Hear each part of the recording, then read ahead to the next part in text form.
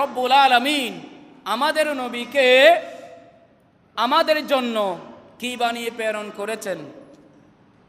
আপনাদের কাছে প্রশ্ন রাখলাম, আমাদের নবী আমাদের জন্য কি রহমত? বলুন না, কি রহমত? আল্লাহ বলেন, ওয়ামা আরসালনাকা ইল্লা রাহমাতাল লিল আলামিন। ওগো নবী, আমি আপনাকে এমনি প্রেরণ করিনি, বরঞ্চ রহমাতুল লিল আলামিন, সমগ্র বিশ্বের জন্য আপনি নবীকে রহমত বানিয়ে প্রেরণ করেছি। সুবহানাল্লাহ। এমন কোন নবী রসুলের ঘটনা কোরআনে আছে, বাইবেলে আছে, অথবা অন্য কোনো কিতাবে আছে যেই নবীকে আল্লাহ রহমত বানিয়ে প্রেরণ করেছেন? একমাত্র আমাদের নবী। একমাত্র কাদের নবী? আমাদের নবী। আমাদের নবী আমাদের জন্য রহমত। আমাদের নবী আসমানের জন্য রহমত। আমাদের নবী জমিনের জন্য রহমত। আমাদের নবী কবরে থাকা মানুষের জন্য রহমত। আমাদের নবী হাসরের ময়দানে, কিয়ামতের ময়দানে কোটি কোটি উম্মতের জন্য রহমত। জোরে বলুন সুবহানাল্লাহ।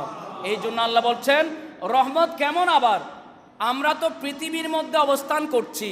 এরকম শুধু পৃথিবী নয়, আল্লাহরও 18,000 মখলুকাত, আল্লাহ যত সৃষ্টি করেছেন, এই পৃথিবী ব্যতীত আরও যত সৃষ্টি রয়েছে, প্রত্যেকটি সৃষ্টির জন্য আল্লাহ যেমনিভাবে রব্বুল আলামিন আল্লাহ সমগ্র সৃষ্টিকে যেমনিভাবে লালন পালন করছেন, ঠিক ততটুকু সীমার জন্য আমাদের নবীকে রহমাতুল লিল আলামিন বানিয়ে প্রেরণ করেছেন। জোরে বলুন সুবহানাল্লাহ।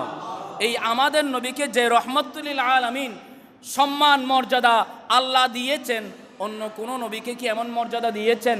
তাহলে দেখা যাচ্ছে রহমতের দিক থেকে আমাদের নবী সেরা। জোরে বলুন না সুবহানাল্লাহ।